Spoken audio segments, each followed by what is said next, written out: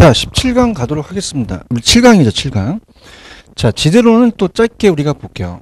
입지 파트는 이제 조금 끝나서 지대까지 또 가게 되면 연결이 되니까 좀 끊었습니다. 자, 요약서는 241페이지 보시고, 자, 문제로 가도록 하겠습니다. 자, 여기는 계산 문제가 없어요. 입지 파트는 계산 문제가 많아서 좀 힘들었죠. 자, 여기는 그냥 빨리빨리 진행하겠습니다. 1번 가면은, 자, 타당하지 않는 거 5번인데요. 자, 우리가 단핵 도시는 오래됐고요. 오래된 도시. 다핵이 신도시죠. 그래서 우리가 오래된 도시는 다핵이고 신도시는 단핵이다. 바뀌었죠. 자, 그 다음. 자, 우리가 258. 그래서 얘는 5번이 정답이고 2번. 다음은 지대 및 지가 이론에 대한 설명 중 적절하지 않는 거. 자, 우리가 요약 강의를 하면서 고잉 그랬어요. 그죠? 고잉. 그래서 고전합하는 잉여, 신비, 신고전합하는 비용. 고전합하는 토지를 잉여로 받다는 것은 토지 자체를 중요시합니다. 그럼 토지는 자본과 특별히 구분을 했죠. 구분을 안 했다는 게 틀렸어요. 자, 일단 잉여로 받던 불로소금 맞거든요. 그래서 이렇게 해서 2번이 나왔다. 그래서 고전합하는 잉여를 받고 신고전합하는 비용, 고전합하는 토지와 자본을 구분했지만 신고전합하는 비용을 받기 때문에 구분하지 않았다. 이렇게 잡아주시고요. 자, 3번 갑니다.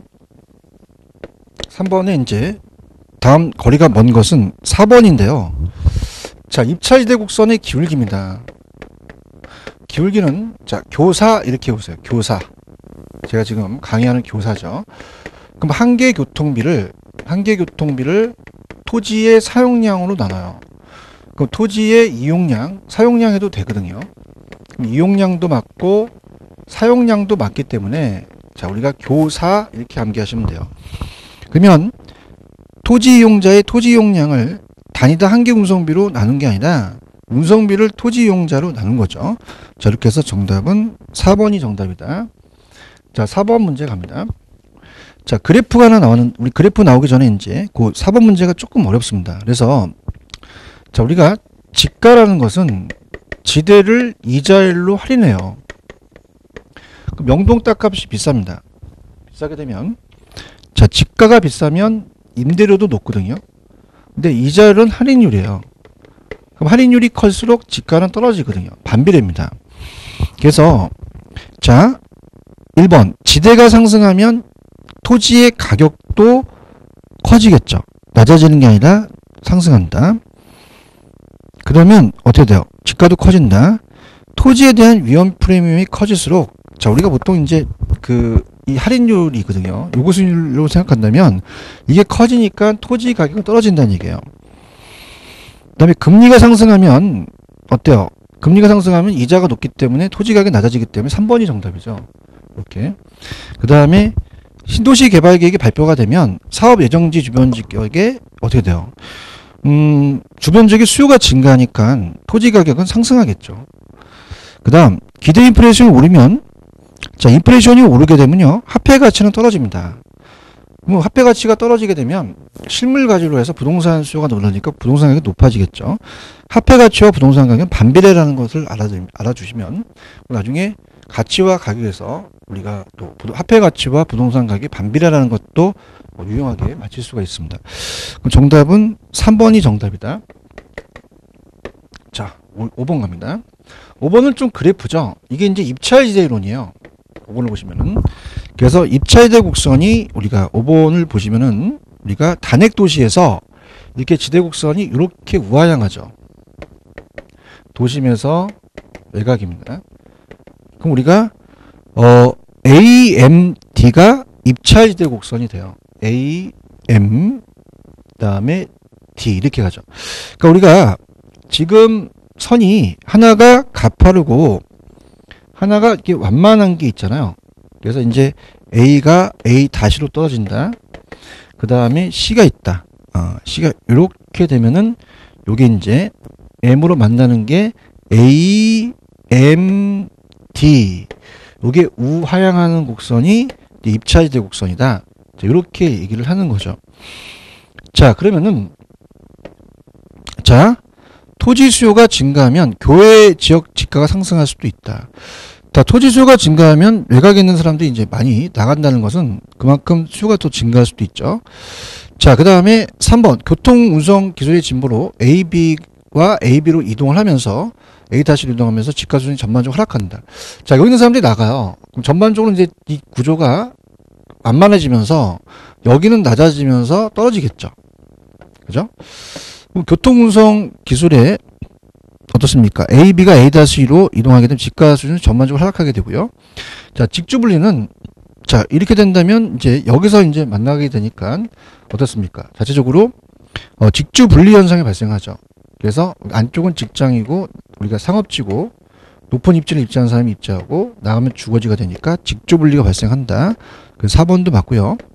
자, 입차이제는 알론소라는 학자가 얘기하면서 판매액이 극대화되는 지대곡선을 연결한 게 아니라 자, 우리가 그 거리에 따라서 더 높은 지대를 지불할 수 있는 각 산업의 지대곡선을 연결한 거죠. 그래서 여기는 얘가 제일 지불할 수 있으니까 여기서 입지를 한 건데 이게 떨어지니까 일로 옮긴 거죠. 그래서 이런 식으로 간다는 겁니다. 자, 그래서 우하향하는 곡선이 된다. 그렇게 나왔었고요. 그 다음에 넘겨보시면 자, 6번입니다. 자, 버제스의 동심원에 관한 설명도 틀린 것이다. 틀린 것은 자, 우리가 버제스는 튜넨 이론을 따왔어요. 그래서 튜넨이 고립국 이론은 버제스의 동심원을 농업 부분에 응용한 게 아니라 버제스 등이 전개한 도시공간 구조에 관한 최초의 이론으로서 튜넨의 농촌 토지용을 도시 토지로 이용한 거죠. 4번이 정답이죠. 자, 7번. 자, 지금 우리가 비옥도 나오면 제가 리카도 찍으라 했잖아요. 도자가 들어가는 건 손도 찍지 마시고. 그럼 1번이 정답인데요. 자, 여기서 이제 가장 핵심 포인트가 비옥도입니다. 비옥도에 따라 토지 양이 상대적으로 희소하고 토지의 수확 체감 현상이 발생이 되죠. 그러다 보니까 경작되고 있는 토지 가운데 가장 생산성이 낮은 토지를 한계지라 그래요. 그럼 한계지에는 지대가 발생하지 않습니다. 지대가 제로라 그래서 한계지에는 지대가 발생하지 않는 걸 얘기했고요. 어떤 토지의 지대는 그 토지의 생산성, 한계지의 생산성과의 차이가 비옥도의 차이예요. 그래서 차익제설이라고 얘기하고, 자, 얘는 이제 우리가 지대가 생산물 가격에 영향을 주는 게 아니라 이 곡물 가격, 농산물 가격이 지대에 영향을 준다는 거죠. 그럼 우리가 지대는 생산물을 만들기 위해서 하나의 생산 요소의 구성 요인이 되지 않는다는 얘기입니다. 잉여다 보니까 그런 식으로 가시면 되고, 그 다음에 8번으로 가겠습니다. 자, 8번으로 가시면 지대론에 대한 설명 중 틀린 거 이렇게 돼 있죠. 자, 이건 우리가 지금 지대론하고 도시공간 구조를 같이 묶어봤어요. 그래서 도시공간은 이제 또 나오는데 여기 본 다음에 도시공간 또 들어갈 겁니다. 자, 8번에 2번을 보시면은 마르크스의 절대입니다. 절대라는 자체는 자, 생각해 보세요. 절대지대설이라는 것은 자, 신고전압하는 지대를 비용으로 보면서 자본주의 체제에 소유권을 인정하면서 사유화 제도가 만들어집니다.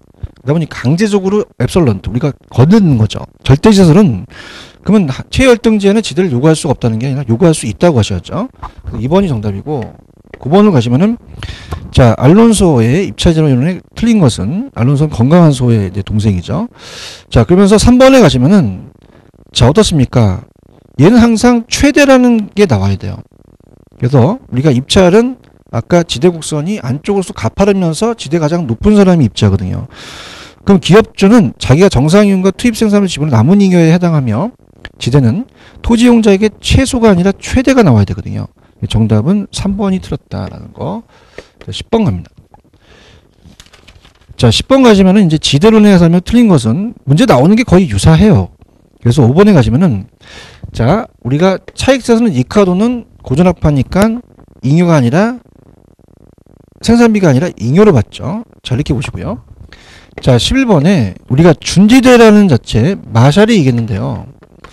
자, 준지대라는 것은 자, 우리가 지대에 쓰는 말이 아니라 기계 인간이 쓰는 기계 따위에 쓰는 건데 자, 우리가 단기는 고정되면서 일시적으로 생겨요.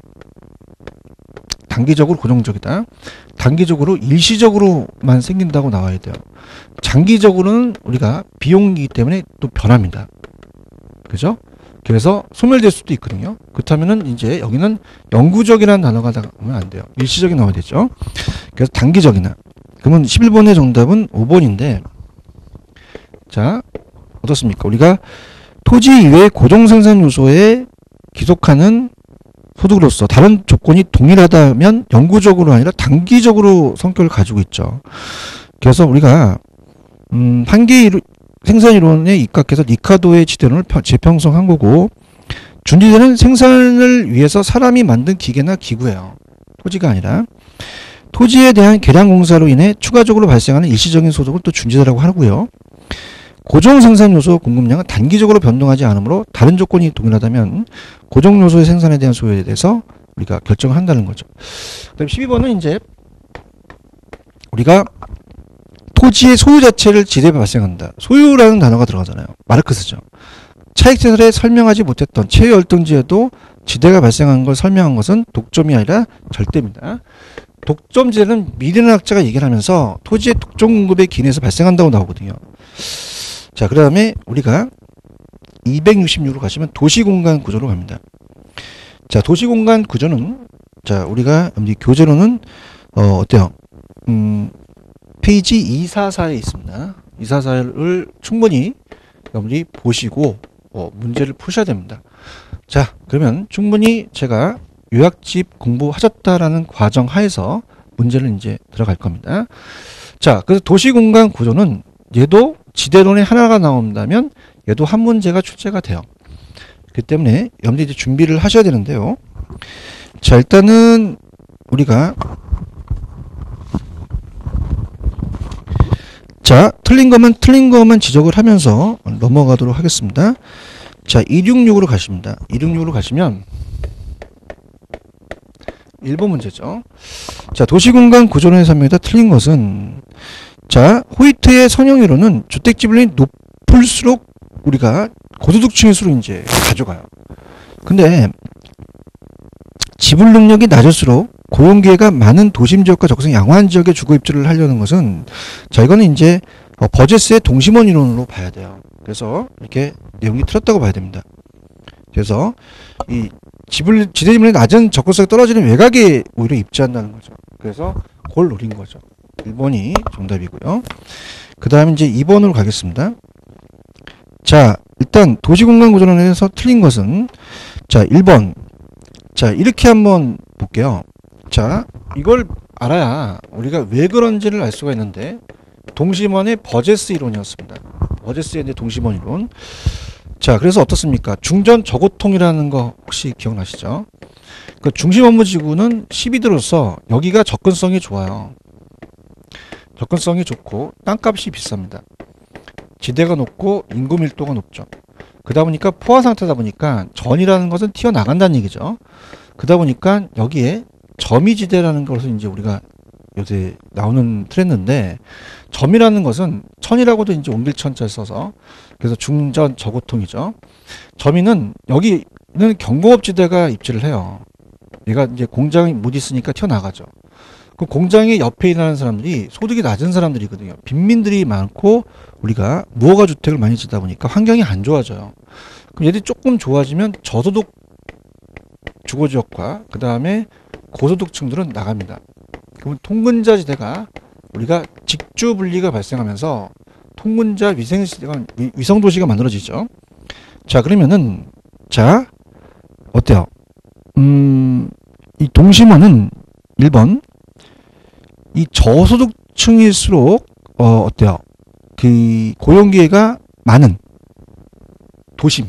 도심으로 접근성이 양호한 지역에 주거를 선정하려고 한다는 거죠. 그래서 그런 식으로 가시면 됩니다. 그러니까 이 동심원은 저소득층들을 제일 많이 강조했어요. 그죠? 근데 고소득층들은 이 중심지에 가까운 고소득층이 고가가 이제 낼 수 있는 사람이 접근성이 양호한 곳에 차지하려고 한다는 거죠. 그래서 정답은 1번이 정답이다. 그렇게 보시면 되고요. 그 다음에 3번은 성형이론입니다. 특히 이제 쇠기형 같은 경우가 이제 우리가 갑자기 이제 물어보는데, 자, 선형이라는 자체는 선자가 부채 선자예요. 얘는 부채꼴이라든지 교통방, 교통축이 들어가면 예이론입니다. 그래서 호이트가 얘기했는데, 자, 쐐기형이라고 하니까 우리가 세 가지가 뜨는데 동심원, 선형, 우리가 다핵심이 나오는데 얘는 CO 나가잖아요. 쐐기형인데 또 호이트 보시고 그 다음에 이제 어땠습니까? 우리가 이 CBD라는 자체의 중심지에서 이렇게 교통축으로 따라서 고소득층과 저소득층이 나눠진다는 얘기예요. 그러면은 이제 도시공간 구조의 성장과 지역 분화에 있어서 중심 업무지구로부터 도매 경공업지가 저급, 중급, 고급이 교통 노선에 따라서 쐐기형 모양으로 이제 부채꼴 모양으로 만들어진다는 거죠. 그럼 고소득층들이 가장 그 축에 가까이 입지하려니까 접근성이 양호한 곳에 입지하려고 하죠. 주택가격 지불 능력이 도시 공간의 주공간의 유형을 결정하는 중요한 요인이다. 그렇게 설명을 했죠. 그 다음 자 268페이지 이제 4번으로 갑니다. 자 문제가 다 유사하다 보니까 자 우리가 연결을 시키겠는데요. 4번 문제 괜찮습니다. 옳은 걸 갖다가 따지는 것이 우리가 공부를 더 할 수 있죠. 자 옳은 거 동심원에 의하면 중심지에 가까울수록 자 어떻게 생각하세요? 환경이 안 좋으니까 범죄, 빈곤, 질병은 적어지는 게 아니라 많아지겠죠. 자 선형은 아까 주택 구입 능력이 높은 사람일수록 주요 간선도로의 인근에 입지합니다. 가까이 쓰려고 그래요. 그래서 2번이 정답이죠. 자 다핵심은 자 유사활동은 집중이 맞아. 집중 모입니다. 이질활동이 입지적 비양립이죠. 양립하지 못한다. 그래서 여기는 유사활동은 집중이라는 게 틀렸고요. 분산이 틀렸습니다. 집중을 고쳐주시고 그러면 도시공간 구조의 변화를 야기하는 요인은 자 이렇게 교통의 발달도 중요하지만 소득의 증가도 밀접한 관계가 있겠죠. 그죠? 그래서 선형이론이 그렇게 얘기를 했고요. 자파점하고 세탁소는 앞쪽에서 산재성이었습니다. 백화점과 기금속은 집세가 아니라 같은 업적끼리 모이는 게 아니라 집심, 도심에 모일수록 유리하다고 해야 돼요. 5번이 틀렸습니다. 4번의 정답은 5번이다. 5번 갑니다. 자, 도시공간 구조론에 대한 지도이론에서 설명 틀린 것은 자, 마샬은 우리가 준지대예요. 마샬은. 그래서 우리가 보통 우리나라에 이제 박준이라는 사람이 이제 처음에 미용실을 갖다가 또 개업을 했죠. 그러면서 마샬이라는 또 미용실이 있으니까 이게 또 미용실하고 좀 관련해서 마샬준. 근데 파레토는 어떻습니까? 이 경제적 지대를 얘기를 했거든요. 그래서 파레토가 경제적 지대를 얘기한 것은 그냥 문제에서만 다뤘지 그렇게 구체적으로는 안 나왔어요. 그럼 마샬이 일시적으로 토지의 성격을 가지는 기계나 기구 따위에 의해서 얘기한 건 준지대가 되겠죠. 그래서 5번의 정답은 5번이 정답이고요. 6번 갑니다. 자, 도시성장 구조론에 관한 설명 틀린 것은 간편 문제였어요. 근데 이제 아까 제 요거 중전 저고통을 생각하시면 되거든요. 점의가 있죠, 점의. 4번이 정답인데 일단 요것도 틀렸어요. 우리가 보통 동심원 버제스가 나오고 그 다음에 선형, 그 다음에 다핵심이거든요. 자, 1925년에 얘기하고요. 얘가 1939년, 그 다음에 아까 좀 전에 문제 풀어봤던 1945년에 다핵심이라는 게 나와요. 해리스와 얼만. 자, 얘는 두 명이 이겼으니까 다핵이죠. 그래서 동정 활동은 집중, 유사 활동은, 이종 활동은 분산, 입지적 비양립인데, 자, 어떻습니까? 그러면 다핵심과 호이트의 선형이론 한계를 극복하기 위해서 동심원이 나온 게 아니죠. 동심원, 선형, 다핵심인데, 그것도 틀렸고, 가장 틀린 건 점유지대는, 자, 우리가 저고통이잖아요. 고소득이 저소득과 통근사 사이에 있지, 점유가 이 사이에 있는 건 아니죠. 점유지대는 환경이 안 좋기 때문에 중심지에 입지하죠. 그럼 점유 옆에는 저소득이 있기 때문에 틀렸습니다. 점유는 중심 업무지구와 저소득 사이에 있다. 그렇게 가셨어야 되고, 그 다음에 이제 7번 문제는 앞서 말했던 우리가 지대론은 여기서 이제 뺐는데요. 다음의 내용을 모두 설명을 좀 맞는 지대는, 자, 갑니다. 우리가 이제 마샬은 준지대, 리카도는 차액, 튜네는 위치지대, 알론소는 입찰. 이 전 시간에 제가 알론소의 입찰제를 얘기를 했었죠. 마르크스의 절대입니다. 그럼 토지 소유자가 토지를 소유, 또 나왔네요. 소유라는 단어가 이제 나왔다면 소유권으로 강제적으로 요구할 수 있는 게, 자, 제가 예전에 좀 편법이 소피마로소, 소유 마르크스. 그래서 우리가 이 외국 영화배우 이름을 좀 생각하라 그랬죠. 독점적 지혜 때문에 받는 수익이다. 최열등제도 발생한다. 한계지에도 지대가 발생한다는 건 누구였어요? 마르크스죠. 그래서 5번이 정답입니다. 지대란 토지의 비옥도나 생산량에 관계없이 발생한다. 비옥도는 리카도죠. 그럼 리카도 이론은 아니겠고, 리카도를 반대한 학자가 마르크스니까 토지의 사유화까지 본다면 이건 정확하게 마르크스가 되겠구나. 그래서 이렇게 정답은 5번이 정답이다. 그렇게 가셔야 합니다. 자, 그래서 이번 시간도 여기서 좀 끊도록 하겠습니다. 그래서 다음은 이제 정책 파트 8강에서 이제 우리가 찾아뵙겠는데요. 자, 지대론에서는 정리를 좀 해볼게요. 염리. 자, 좀 전에 고전압파와 신고전압파가 있었어요. 자, 그래서 고전압파는 잉여로 받고 신고전압파는 지대를 비용으로 받습니다. 그럼 고전압파는 어때요? 농산물 가격이 지대, 그 다음에 신고전압파는 지대가 농산물 가격. 그래서 하나의 생산비로서 우리가 자연적 특성인 그 토지의 특성을 강조한 고전압파는 토지와 자본을 확실히 구분을 했다라는 게 문제가 스타트였고요. 신고전압파는 구분하지 않습니다. 그 다음 우리가 좀 전에 문제를 많이 풀었을 때 리카도라는 학자는 차익세를 얘기를 했어요. 그래서 비옥도 나오면 도 들어가는 건 리카도 차익입니다. 한계지에는 지대가 발생하지 못한다는 거죠. 근데 마르크스는 소유권 어떻습니까? 강제적으로 요구할 수 있어요. 사유화하다 보니까. 그러다 보니까 한계지에도 체열등제 지대가 발생한다는 게 가장 유력해요. 그 다음에 티넨 학자는 수성비를 강조했다는 것만 알아두시고 입찰지대는 항상 최대라는 게 나와야 된다. 그 다음에 마샬은 준지대, 단기적으로만 일시적으로만 우리가 이 인간이 쓰는 기계에 쓰는 이 지대는 단기적으로만 발생되지 영구적은 아니다. 그래서 파레토의 경제대가 있는데 제가 봤을 때는 고전압파와 신고전압파를 봤을 때 리카도와 마르크스, 튀넨, 입찰지대 이론, 준지대까지가 시험 문제 나오고 파레토는 조금 시험에 나오실 가능성이 적을 것 같습니다. 나중에 이제 문제지로 간다면 예상 문제에서는 기출 문제 외적인 걸 봐요. 그때 또 갈 거니까 여러분들 요약서를 보시고 우리가 바로바로 강의를 듣는 이 지금 강의가 굉장히 중요한 게 기출입니다. 기출문도 먼저 잡으셔야 돼요. 그래서 그렇게 하고 나중에 우리가 예상 문제 그때 가니까 지금까지 7강을 했죠. 그 다음에 다음 시간은 정책 파트입니다. 정책 파트는 8강서부터 우리가 정책 파트 풀어도록 할 테니까 여기 8강을 들어가기 전에 문제를 요약해서 보고 오셔야 됩니다. 그래서 항상 우리가 문제를 보기 전에 요약 보시고 문제 보시고 그런 식으로 들으시기 바랍니다. 여기까지 하겠습니다. 자, 수고하셨습니다. 감사합니다.